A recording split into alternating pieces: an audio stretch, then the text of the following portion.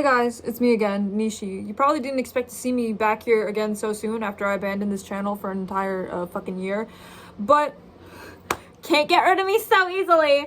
I thought I would try my hand at doing like a reading wrap-up. I see a lot of people do these on BookTube and BookTok where they, you know, instead of doing full-on review videos that are like 30 minutes long, they just kind of give like a Spark Notes version of everything that they read for an entire month. I'm a very slow reader, so if I were to do this on a month-to-month basis, I would be talking about 3 books maximum. So I thought I would, you know, do something a little different and do this seasonally. So this is going to be my spring reading wrap-up for this year, and I'm going to talk about 7 different books. I'm not going to waste your time. Let's get straight into it. So this is going to be a list of books that I have read from the beginning of March to the end of May. The first book that I read this season was The Hurricane Wars by Thea Guanzon. This was a snooze fest and a half. This is a science fiction fantasy blend novel. What is this book even about? It's so boring.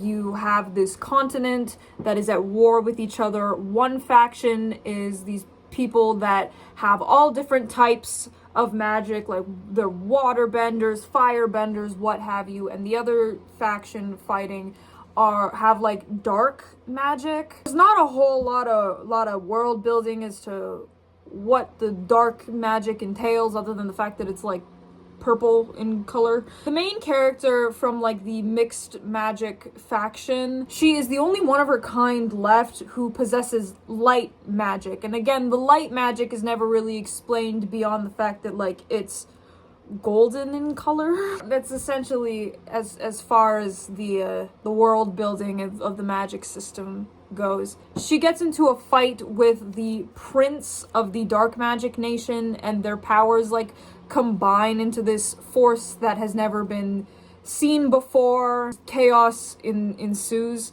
This book was so boring, and for the longest time I couldn't figure out why, aside from the fact that like the world building was so like non-existent. And then I learned something. This book apparently originally used to be a Star Wars fan fiction that was posted to AO3. A Reylo fan fiction. Look, okay, I've tried to get into Star Wars. My cousins live and breathe it like oxygen. It's just not for me. And even when I was, you know, kind of like into it with the sequel movies, I still really did not understand the appeal of the Reylo ship. I just didn't get it. I think the problem with turning established fan fiction into like published works is that when you go to read fan fiction, there's this already like established knowledge of the canon that you have going into the fan fiction. You know what I'm saying? If you're not a Star Wars fan,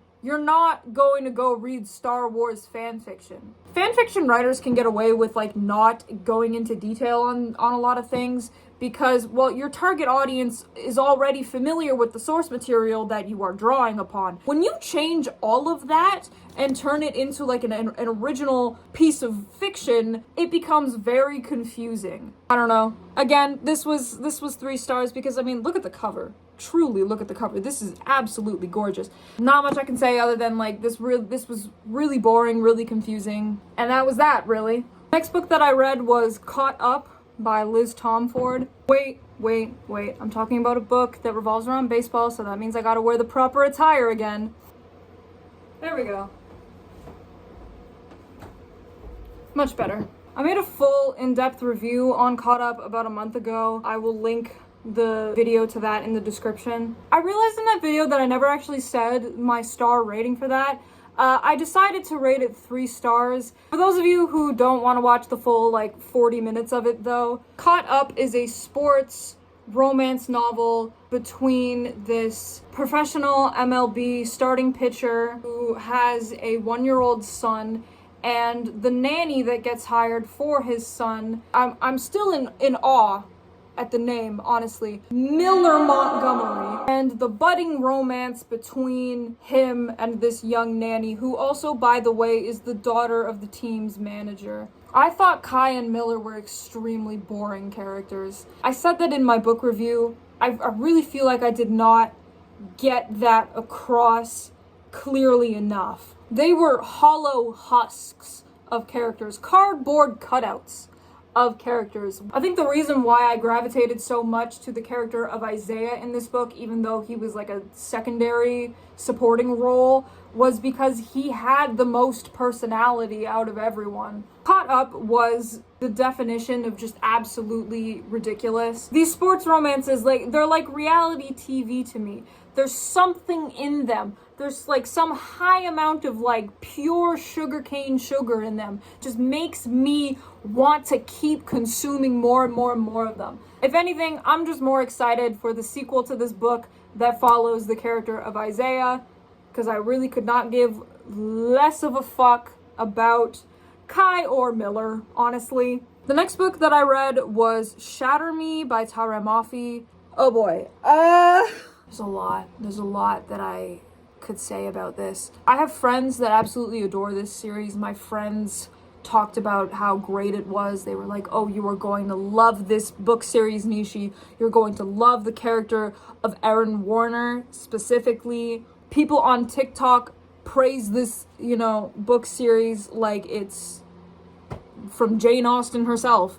Where do I even begin? Let's start with the fact that I hated these characters so much. Specifically the character of Juliet. Living inside her head for, how long is this book?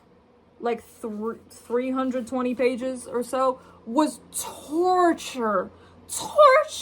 Main character in this book, Juliet, she has this strange superpower where any living thing that she touches dies instantly, and she's like kind of in this prison for accidentally killing a little boy. She goes on and on and on and on and on about how nobody has touched her and how touch deprived she is.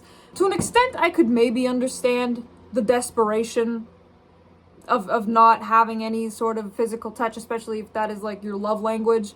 But then again, girl, please be realistic with yourself. Your touch kills people. There's a reason why you're like in solitary confinement. You're kind of a danger to society, if we're honest. This book was published in 2011, and it was very obviously trying to cash in on the Hunger Games YA dystopia craze. You have this government global cabal known as the Reestablishment. I could not tell you what the Reestablishment's motives are.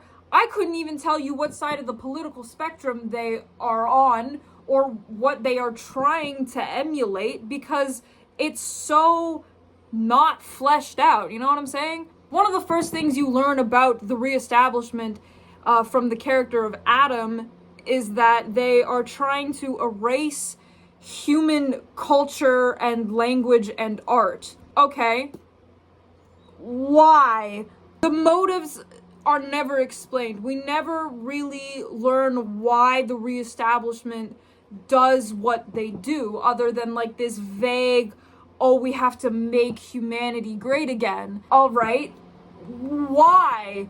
It's just such a frankly lazy attempt at recreating the true evil of the Capitol from the Hunger Games. And Juliet was truly one of the worst characters in all of literature that I've ever had to live inside the head of. The writing style really does not do her any favors. She repeats things incessantly. There's an entire page of this book near the beginning that is just the sentence, "I am not insane," over and over and over again for an entire page.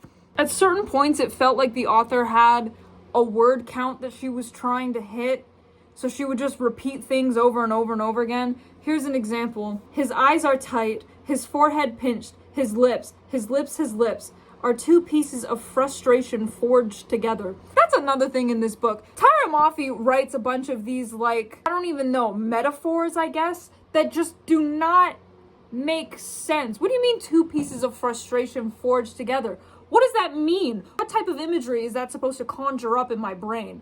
It just doesn't make any fucking sense. Later in the book, Juliet gets captured by this guy named Erin Warner. You learn that Erin Warner is this character who is a head of a giant, like, section of the reestablishment. He's like one of the big dogs of the reestablishment. But Aaron Warner learns about Juliet's power and essentially says to her, I want to use you to torture the rebels. Is this your book boyfriend book talk? Because I really did not understand the appeal. I tried. I get a bad boy. I get liking the bad boy. I get even, rooting for the villain at times. There was nothing sexy about Aaron Warner. Aaron Warner was trying to facilitate global cultural genocide. And you guys were like, but he has green eyes and blonde hair, so, it's hot. It's hot. And then at the end you learn, like, oh, there are actually more people with superpowers. Kenji had superpowers the whole time. Okay, but why do these people have superpowers? Is it like Red Queen and they're like a next step in like human evolution? It's never really explained. It just, oh! Anyways, I ended up giving this 2 stars because I was trying to be generous. My friend told me that it gets better in the second book. I will be reading the second book and probably the third book as well. I don't know. We'll see how that goes. The next book that I read was definitely the worst that I read this season. Maybe the worst I've read ever in my entire life, if I'm being completely honest with myself. After logging my reading progress of Caught Up on Goodreads, Goodreads spat out a bunch of similar baseball romance novels at me, saying like, oh, if you liked this, you'll probably like this as well. And the first one that it threw at my face was called Moonshot by Alessandra Torre. Upon reading the blurb posted to Goodreads about this book, you kind of get the idea of like, okay, this is a story about this Yankees player. He's a bad boy, he has a bit of a rough reputation and whatnot. But, he has this like budding romance with the daughter of one of the players. You progress through their relationship and whatnot. That is not what this book is about. In fact, actually, I use the term romance to describe this book very generously. What Moonshot is actually about is about a 17-year-old girl that gets groomed by an MLB player, a grown-ass MLB player, might I add. And not only does he get away with his actions throughout the book, in which there are numerous aside from the grooming, it's written in a way that intends for the reader to root for this relationship. It's disgusting. I'm tempted to make a full review video of this book because there is so much that I want to say about this that I don't think I can fit in this like Spark Notes version of my reading wrap up. You know what I'm saying? The relationship was absolutely disgusting and just grooming through and through. The main male love interest, this Yankees shortstop, there was absolutely nothing likable about him in the slightest, and yet somehow the author was trying to frame him as like this misunderstood bad boy when really all he was a criminal with violent behavior who loved to objectify women and groom young girls. I felt like I was losing my mind reading through reviews of this book because it has like a crazy high rating on like Amazon and Goodreads, and even reading through the negative reviews, nobody ever seemed to bring up the fact that like the relationship between these two characters was like horrific to read about. Now, you can portray relationships in fiction that are very obviously toxic, but it's the way that you frame them. You know what I'm saying? This relationship was not framed as a toxic relationship built on grooming. It was framed as like this forbidden romance. Yeah, it's a fucking forbidden romance. It's a fucking case. She's a 17-year-old girl. Oh my god. The next book that I read was Dread Nation by Justina Ireland. I bought this book when it first came out in like 2018, and then it just sat on my shelf for literal years.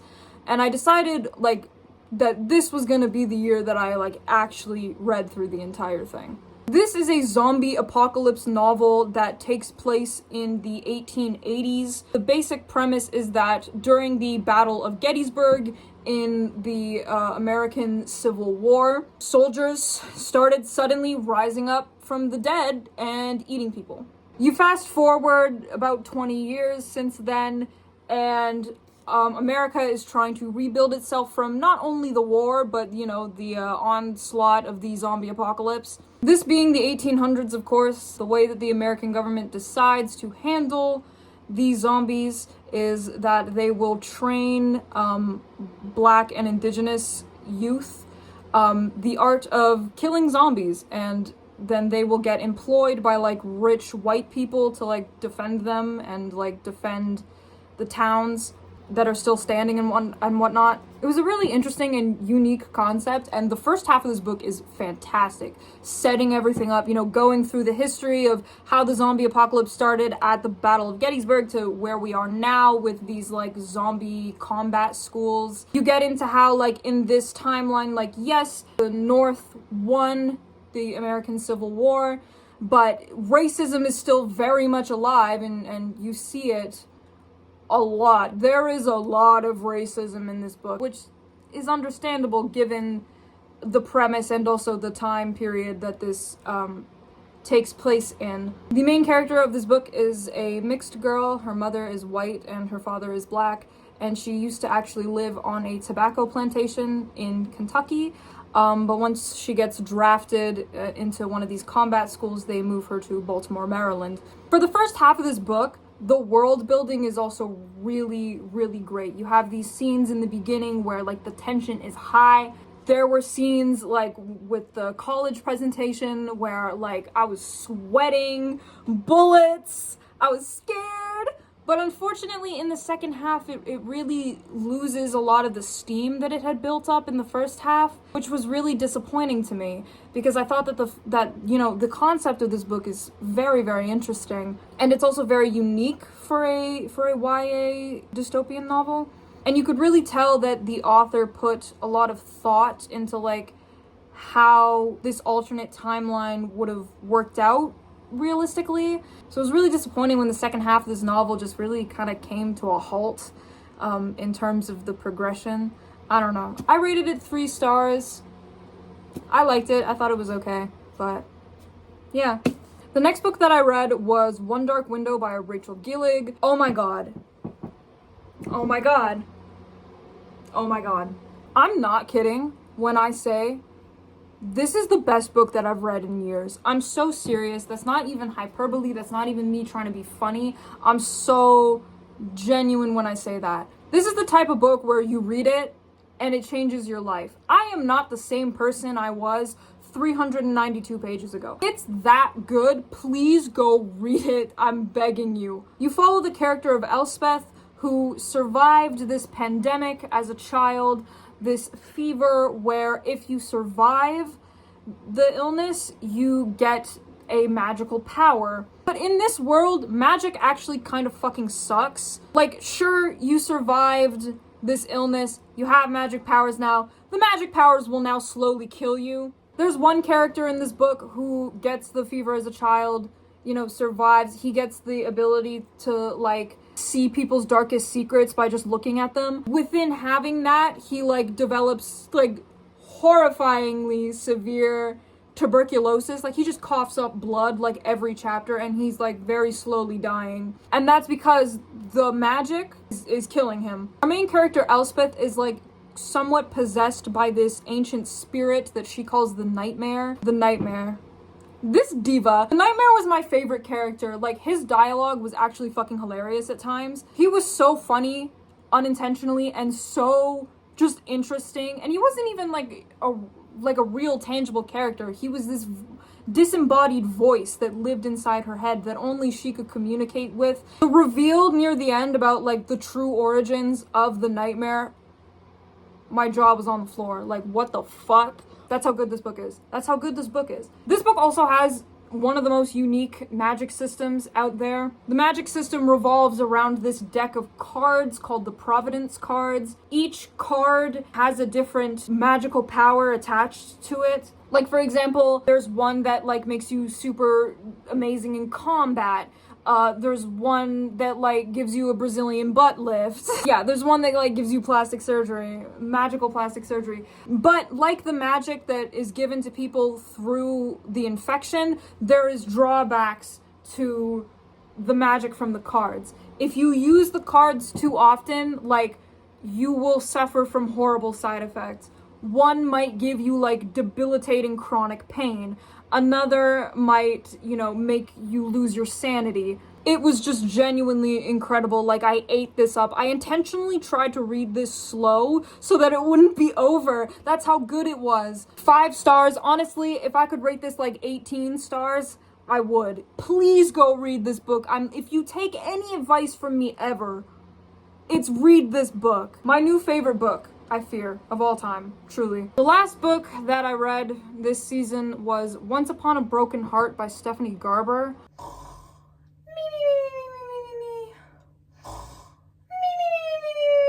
Snore! Oh my god, this book was so boring. This book was way more boring than the Hurricane Wars. I actually ended up DNFing this one. I got about halfway through and I was just like, I can't do this anymore. The basic premise of this book is that you have this character named Evangeline, and Evangeline's lover is in a arranged marriage with her stepsister. So she contacts this guy named Jax. Jax is like this demigod. He's referred to as the Prince of Hearts. The extent of his magic and superpowers is, well, I don't know, maybe it is more fleshed out later in the book. I only got halfway through it. It was not very well established in the first half. She meets up with him. She begs him to stop the wedding by any means. He agrees to her demands. He basically learns that, like, this lover guy, Luke, that she is in a relationship with is, like, the only person she's ever had a relationship with, and he is like, damn, bitch, you're a fucking loser. He cannot wrap his head around the fact that, like, she's never had a boyfriend outside of this guy, Luke. So his deal is, yeah, I'll stop this wedding between your lover and your stepsister, but you have to kiss 3 other guys in return for my own entertainment. What the fuck?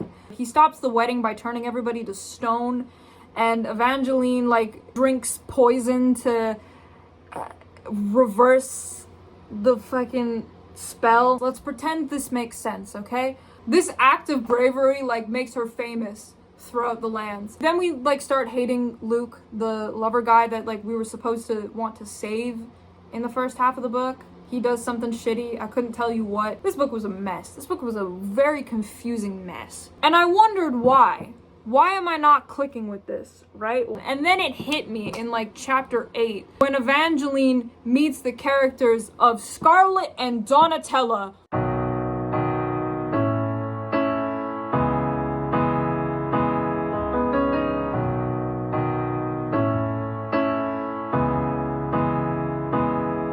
Scarlet and Donatella are the main characters of a book that I read like 3 years ago called Caraval. Caraval was by the same author, and I thought Once Upon a Broken Heart, that this trilogy was completely separate from Caraval, but no, it's a secret sequel series. Oh my god.